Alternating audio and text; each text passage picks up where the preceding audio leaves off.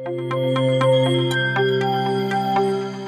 Tendering को लेकर प्रदेश के सरपंच लगातार घमासान करते हुए नजर आ रहे हैं। काफी लंबे समय से धरने पर प्रदेश के जो सरपंच है वो बैठते हुए नजर आ रहे हैं। कल चंडीगढ़ में देर रात तक मैराथन बैठक चली, पर बैठक बेनतीजा रही। हमारे साथ राज्यसभा सांसद कृष्णलाल पवार मौजूद हैं। सर, ई टेंडरिंग को लेकर लगातार जो सरपंच है काफी लंबे समय से विरोध कर रहे हैं। सर, आखिरकार दिक्कत क्या है?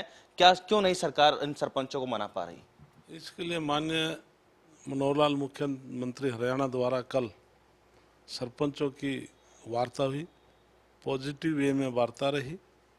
ई टेंडरिंग के विषय में ये वार्ता थी। लंबे समय तक, रात लेट आवर तक ये वार्ता रही, लेकिन उसके बाद दोबारा से फिर बैठने के लिए दोबारा से बात की गई थी, लेकिन किन्हीं कारणवश से शायद वो वार्ता आज कैंसिल हुई। पॉजिटिव वे में बातें हुई हैं, तो वार्ता कभी टूटती नहीं, तो सरकार की तरफ से वार्ता जारी है और पॉजिटिव है, तो समय पर इसको निपटा लिया जाएगा। तो सर, क्या लगते हैं ई ट्रेंडिंग को लेकर जो सरपंच है काफी लंबे समय सर धरने पर बैठे हुए हैं, क्या सरकार उनको मनाने की कोशिश नहीं कर पा रही, समझाने की कोशिश नहीं कर पा रही? आखिरकार दिक्कत क्या है सर? निश्चित तौर पर हिंदुस्तान में पहला हरियाणा प्रदेश है जो माननीय मनोहर लाल के नेतृत्व में सरकार दूसरी बार चल रही है, जिन्होंने पूरे देश में पढ़े लिखे सरपंच, पंच, जिला परिषद, ब्लॉक समिति के सदस्यों को चुना है। इसलिए देश में पहला हरियाणा राज्य प्रदेश है। तो निश्चित तौर पर पढ़ा लिखा व्यक्ति हर चीज़ को अच्छी प्रकार से समझता है और सरकार भी उनको समझा लेगी, क्योंकि पढ़ा लिखा व्यक्ति ही पॉजिटिव रह करके काम को ज़्यादा करवा सकता है। तो इसलिए निश्चित तौर पर जो भी छोटी मोटी कोई बात है, तो निश्चित तौर पर सरकार और सरपंचों के बीच में जो एक मिसअंडरस्टैंडिंग है तो ख़त्म कर ली जाएगी। पर सर, इस पर जो विपक्ष है वो लामबंद होता हुआ नजर आ रहा है। विपक्ष के जो बड़े नेता हैं वो कह रहे हैं कि ये सरकार थोपने का काम कर रही है। जब सरपंच जो है वो चाहते ही नहीं, तो आखिरकार सरकार उनके ऊपर ई ट्रेंडिंग क्यों थोप रही है? मैं माननीय मनोहर लाल मुख्यमंत्री का एक पंचायती राज के अलावा भी दूसरे डिपार्टमेंट भी है, जो पब्लिक हेल्थ है, B&R है, इरिगेशन है, कितने कैसे डिपार्टमेंट हैं जिनमें ई टेंडरिंग से काम होते हैं। और जब से माननीय मनोहर लाल जी ने ई टेंडरिंग शुरू की है, तो पूरे प्रदेश में हर डिपार्टमेंट में उसका लाभ मिला है।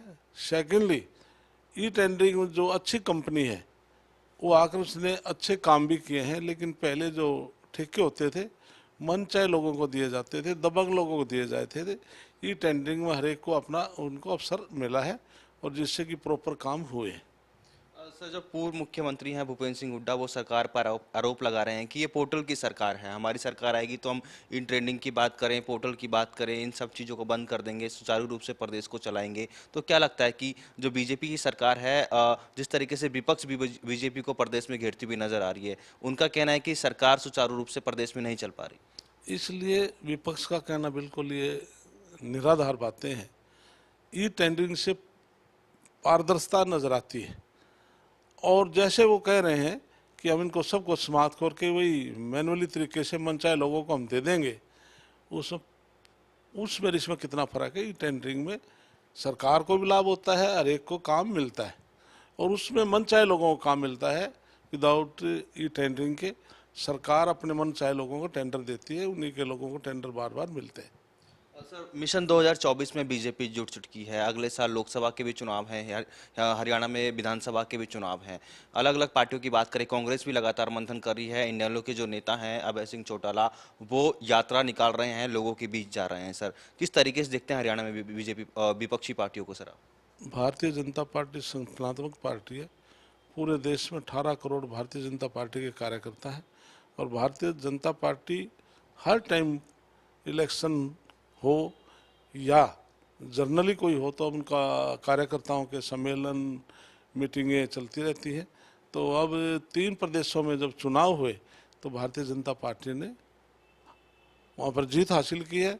तो निश्चित तौर पर 2024 के अंदर भी देश में और प्रदेश में भारतीय जनता पार्टी की सरकार दोबारा से तीसरी बार हरियाणा में बनेगी।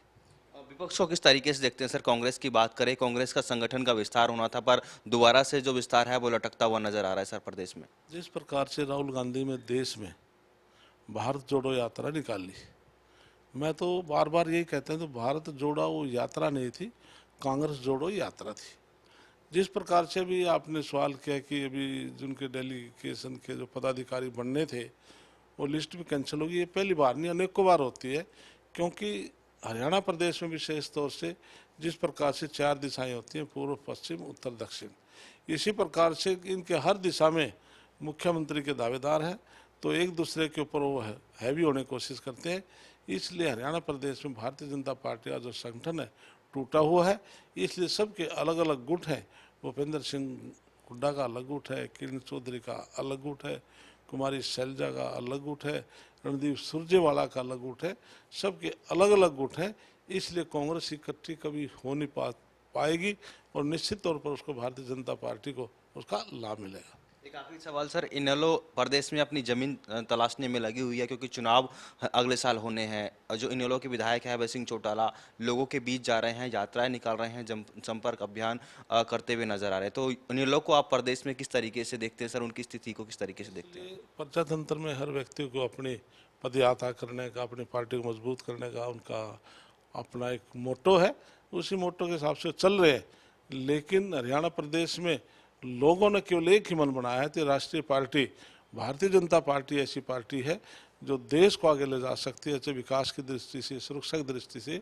इसलिए प्रदेशवासियों का मन केंद्र में प्रदेश में भारतीय जनता पार्टी के प्रति है और अन्य किसी पार्टी के प्रति नहीं है। बहुत बहुत धन्यवाद सर, खबरों अभी तक से बातचीत करने के लिए। तो ये थे राज्यसभा सांसद कृष्णलाल पवार, जिन्होंने ई ट्रेंडिंग को लेकर बताया कि जल्द जो सरकार है वो सरपंचों को मना लेगी। लगातार सरकार जो सरपंच हैं उनके टच में है। जिस तरीके से कल देर रात तक मैराथन बैठक चली, आज ही बैठक होनी थी, किसी कारणवश कैंसिल हो गई, पर जल्द ही सरकार जो सरपंच हैं उनको मनाने का काम करेगी। वहीं विपक्ष को घेरते हुए कहा कि कांग्रेस कभी भी, कांग्रेस के जो बड़े नेता हैं वो एकजुट नहीं हो सकते, जिसके कारण कांग्रेस का जो संगठन का विस्तार है वो अधर में लटका हुआ है। मेरे सहयोगी जस्सी के साथ राजा पटेल, दिल्ली। खबरें अभी तक।